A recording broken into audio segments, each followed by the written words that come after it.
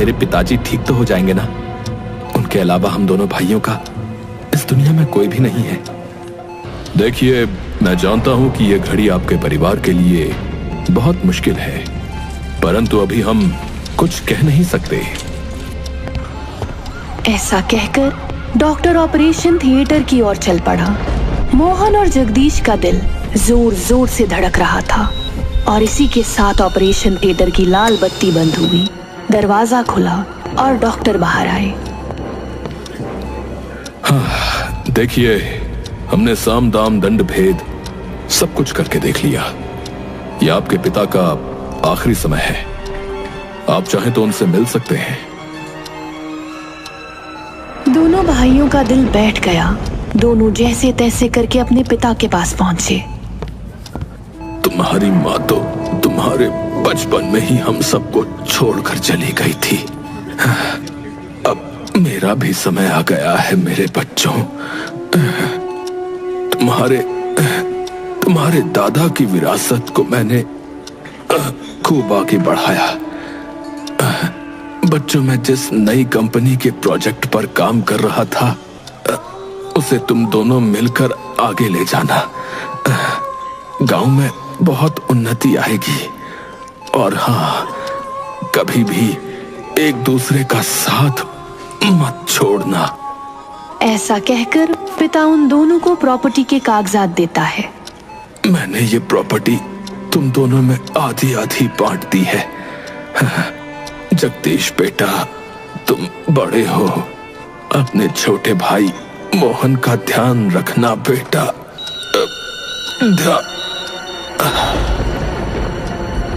और ऐसा कहते ही पिता ने अपनी आखिरी सांसों के साथ आंखें बंद की।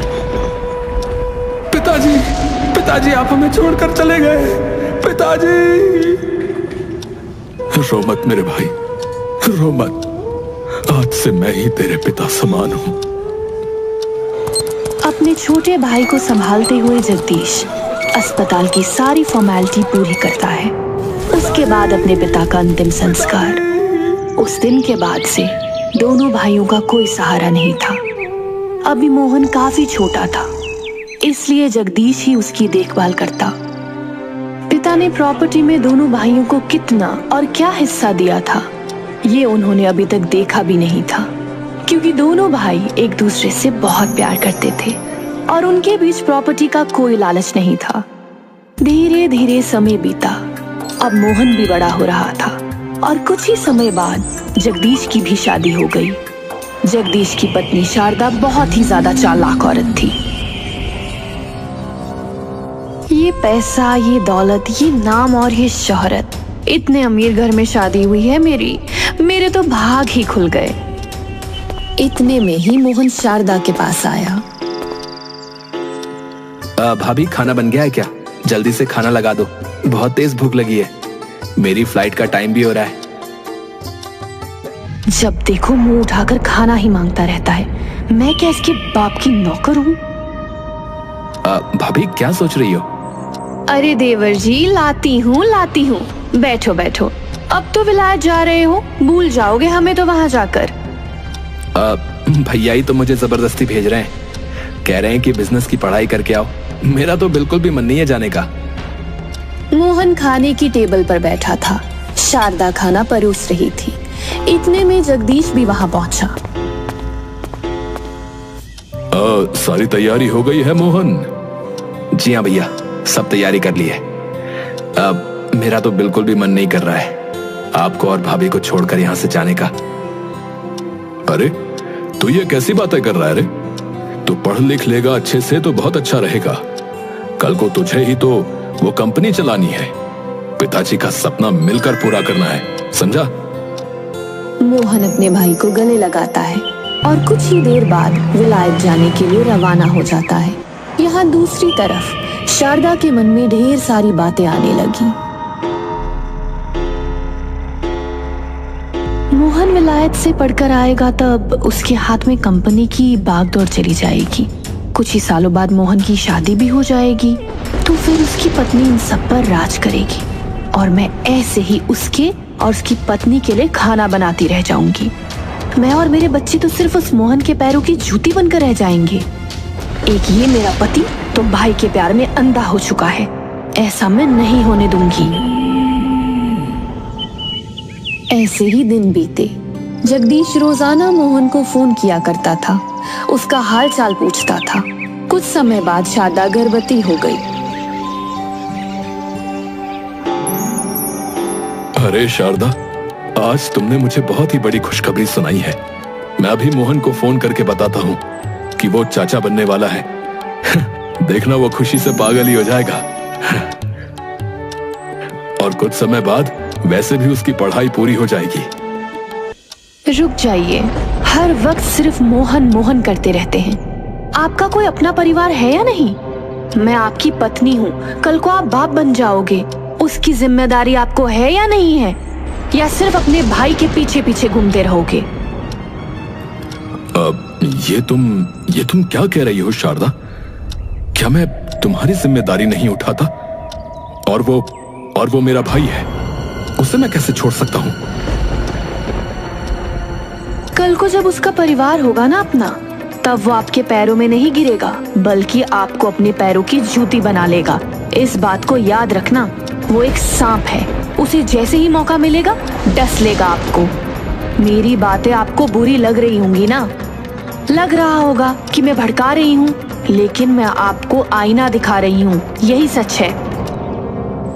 बिल्कुल भी नहीं, मेरा भाई ऐसा नहीं है, समझी? भूल गए दो भाइयों के बीच क्या होता है?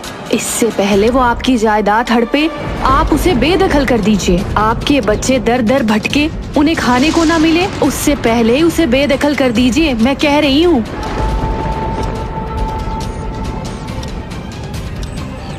ऐसे ही रोज धीरे धीरे शारदा जगदीश के मन में मोहन के खिलाफ जहर बढ़ती थी, और एक दिन वह कामयाब रही। जगदीश ने मोहन को फोन करना बंद कर दिया। उसके दिमाग पर शारदा की बातों का असर हो गया था। अब वह धीरे धीरे मोहन से नफरत करने लगा। कुछ सालों बाद मोहन अपने घर वापस लौट आया। भैया, भाभी, अरे कहाँ हो आप? मोहन ने देखा कि आंगन में एक बच्चा खेल रहा है। अरे ये बच्चा किसका है? भैया, भाभी, भाभी। आ गए प्यारे देवर जी, ये बच्चा आपके भैया का है। अरे मैं चाचा बन गया? अरे वाह, कितना प्यारा है, बिल्कुल अपने चाचा पर गया है। लेकिन भैया कहाँ है? मैं उनसे बहुत नाराज हूँ। इतनी बड़ी खुशखबरी और उन्होंने मुझे एक फोन तक नहीं किया। ये तो बहुत ही खुशी की बात है। इतने में जगदीश भी वहां पहुंचा। मोहन जगदीश को गले लगाने पहुंच ही रहा था कि इतने में जगदीश ने उसे रोक दिया।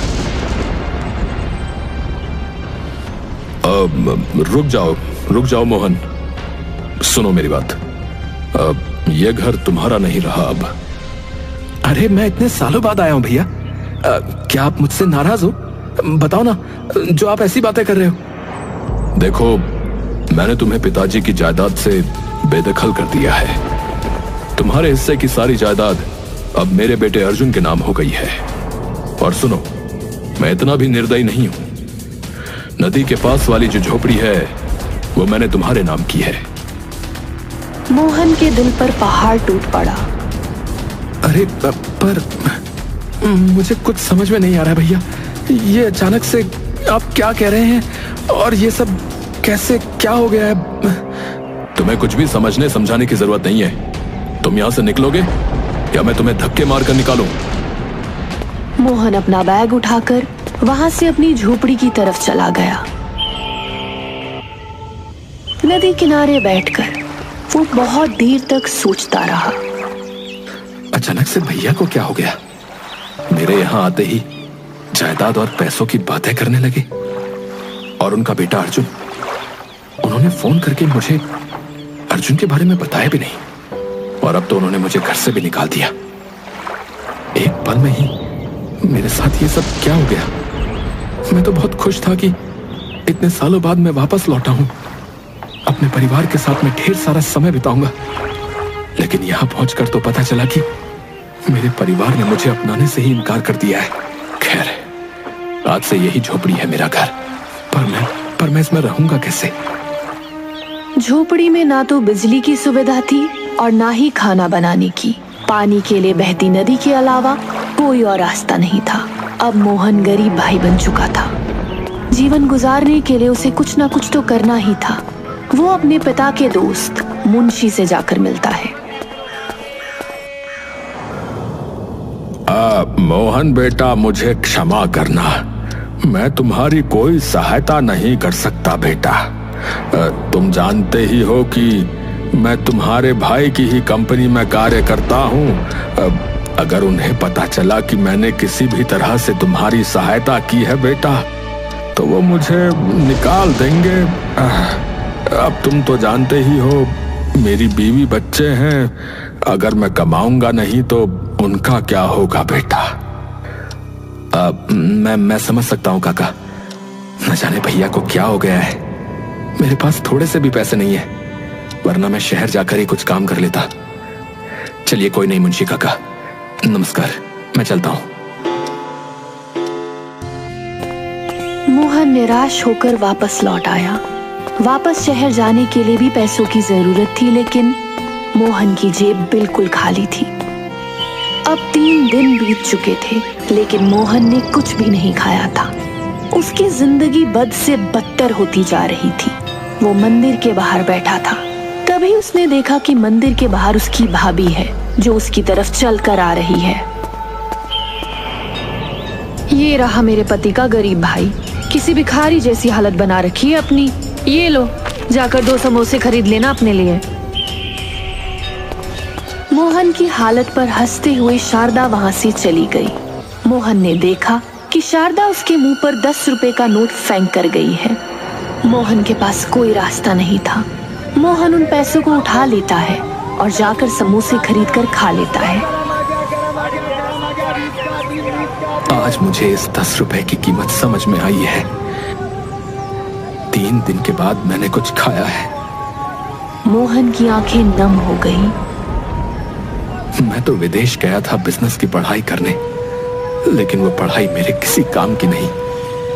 पिताजी ने जिस कंपनी का सपना सजाया था, लगता है मैं उसे पूरा करने में भागीदारी नहीं निभा पाऊंगा।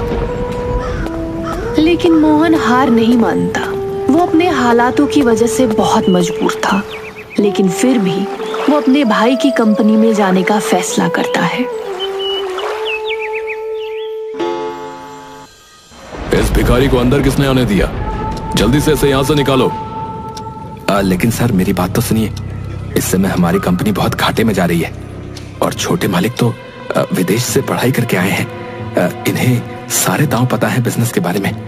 अगर ये हमारी कंपनी में आ गए तो हमारी कंपनी फिर से पहले की तरह खूब नाम कमाएगी।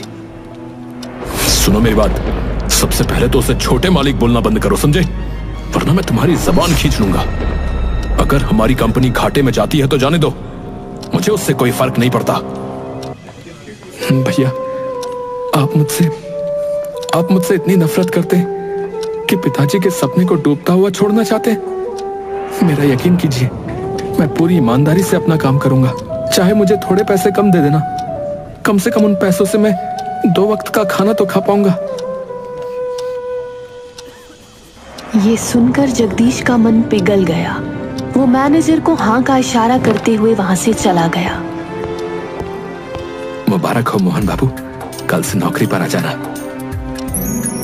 मोहन बहुत खुश हुआ। अगले दिन वो बिल्कुल समय पर कंपनी पहुंच गया। वो पूरी लगन से काम करता है। वो जानता था कि एक कंपनी को आगे बढ़ाने के लिए किन किन बातों को ध्यान रखना जरूरी है। वो एक नेता की तरह कंपनी के मजदूरों को गाइड करता है और देखते ही देखते उनकी कंपनी पहले की तरह ट्रैक पर आने लगी। सर जी, आप मानो या ना मानो, मोहन साहब के आने के बाद से ही हमारी कंपनी पहले की तरह अस्तित्व में आई है। अगर वो ना होते तो आज तो हमारी कंपनी के बाहर ताले लटक रहे होते। तुमने सही कहा, मैं उसे इसी काबिल बनता देखना चाहता था।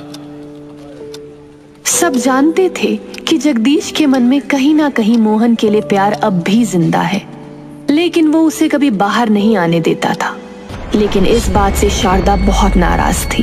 वो जानबूझकर मोहन की तनख्वाह बहुत कम रखवाती थी। मैं इतने समय से कंपनी में काम कर रहा हूं, मेरी वजह से कंपनी ने बहुत कुछ हासिल किया, लेकिन वहां की तनख्वाह से मैं केवल 2 वक्त का खाना ही ठीक से खा पाता हूं। मेरी झोपड़ी में आज तक मैं पंखा भी नहीं लगा पाया। वहां पर मेरे साथ मजदूरों की तरह सलूक होता है, लेकिन कोई बात नहीं, मैं पिताजी के सपने को ऐसे नहीं गिरने दे सकता। उस दिन जब मोहन काम पर पहुंचा तो उसने देखा कि चारों तरफ भीड़ है, और तभी जगदीश भागता हुआ आया और मोहन के गाल पर एक जोर का तमाचा लगाया। क्या बात है भैया?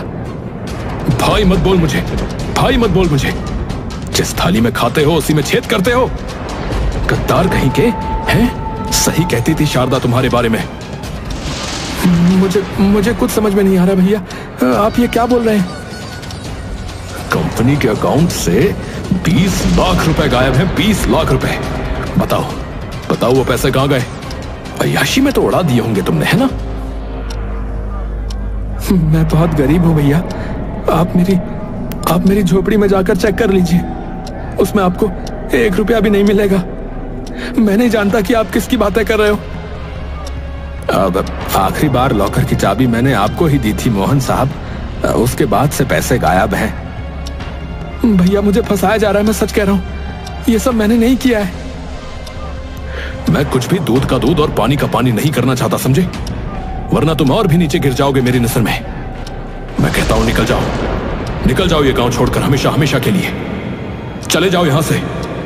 और आज से वो झोपड़ी भी तुम्हारे हाथ से गई, दफा हो जाओ यहां से। उसके बाद चौकीदार मोहन को धक्के मारकर वहां से निकाल देता है। मोहन के पास बिल्कुल भी पैसे नहीं थे कि वो शहर की बस पकड़कर शहर चला जाए। मेरे पास अब मर जाने के अलावा कोई और रास्ता नहीं है। मैं गरीब हूं, मेरी कौन सुनेगा? भाई ने मुझे गद्दार बोला, अपने ही पिता की कंपनी में चोरी का इल्जाम मुझ पर लगाया गया। अब मैं बिल्कुल जीना नहीं चाहता। वहां दूसरी तरफ ये सारा खेल शारदा के द्वारा रचा गया था। इसे कहते हैं सांप भी मर गया और लाठी भी नहीं टूटी। कल जब मेरे प्यारे देवर जी लॉकर में ताला लगाकर वापस आ रहे थे, मैंने बड़े ही प्यार से मूत्रा को उसकी गोदी में दे दिया और चाबी चुराकर लॉकर से 20 लाख रुपए गायब करे और दोबारा से चाबी देवर जी की जेब में डाल दी। दीवारों के भी कान होते हैं, मुझे ये सारी बातें यहाँ नहीं बोलनी चाहिए।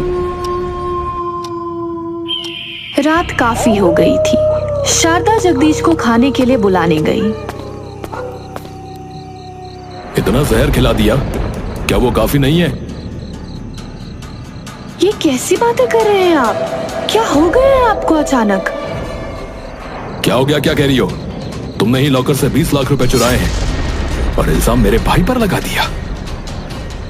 कौन से पैसे? मैं नहीं जानती। आप किस बारे में बात कर रहे हो? झूठ मत बोलो, मैं बहुत अच्छे से जानता हूं, बता रहा हूं। मैंने सीसीटीवी में सब देख लिया था। तुम्हारी वजह से मैं हमेशा अपने भाई को गलत समझता रहा। मैंने उसे उसका हक भी नहीं दिया और आज तो उस पर इल्जाम भी लगाया, और वो भी सिर्फ तुम्हारी वजह से। अगर मेरे भाई ने कोई भी गलत कदम उठाया ना, तो उसकी जिम्मेदार सिर्फ तुम होगी, बता रहा हूं, सिर्फ तुम। और वैसे भी तुम्हें तो अब मैं तलाक ही देने वाला हूं। क्या? तलाक? मैं आपके पैर पड़ती हूँ, ऐसा मत कीजिए। मैंने बहुत बुरे कर्म किए हैं, मैं जानती हूँ, लेकिन हूँ तो मैं आपके बच्चों की ही माँ ना। ऐसा मत कीजिए, चाहे तो मुझे सजा दे दीजिए, लेकिन तलाक नहीं। इतने में ही डॉक्टर का फोन आया। न जाने डॉक्टर ने ऐसा क्या कहा कि जगदीश भागता हुआ सीधे अस्पताल पहुंचा और शारदा भी उसके पीछे पीछे अपना बच्चा गोद में उठाए वहां चली गई। जगदीश देखता है कि उसका भाई अस्पताल में एडमिट है। देखिए, आपके भाई ने छत से कूदकर आत्महत्या करने का प्रयास किया है। वो तो भला हो कि आसपास के लोग सही समय पर वहां पहुंच गए और उन्हें यहां ले आए। एक काम करिए, आप जल्दी से फॉर्मेलिटी पूरी कर दीजिए। ऑपरेशन का समय निकला जा रहा है। खून बहुत बह चुका है, खून की भी आवश्यकता है। मैं दूंगा अपने भाई को खून, मैं दूंगा। और इसके बाद जब मोहन की आंखें खुली तो वो अपने बगल में जगदीश को देखता है। उसके हाथों में सुइयां लगी थी। वो समझ जाता है कि जगदीश का खून इसकी रगों में बह रहा है। जगदीश की आंखों में आंसू आ गए।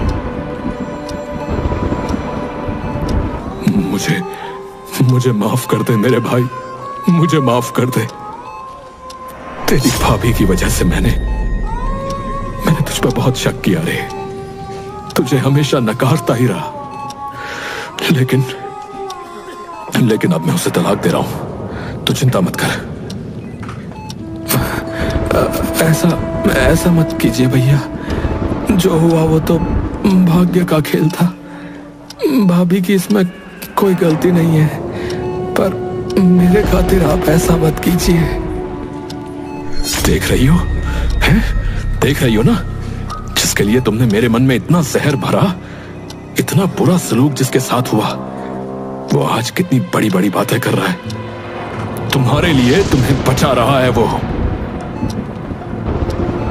मोहन के मुंह से ऐसी बात सुनकर शारदा को अपने किए पर बहुत पछतावा हुआ। कुछ दिनों बाद मोहन की रिकवरी होने लगी, इसलिए अब जगदीश मोहन को घर ले आया था और शारदा भी एक माँ की तरह मोहन की देखभाल करने लगी थी। मुझे लगता है मेरा गरीब भाई बनना बहुत जरूरी था, वरना आज भाभी के रूप में मुझे माँ कैसे मिलती। मेरी इतनी देखभाल कर रही है जैसे कि मैं इनका बेटा हूं। भगवान ने मुझे दूसरा मौका दिया है अपनी गलती सुधारने का, वो मैं कैसे छोड़ सकती थी।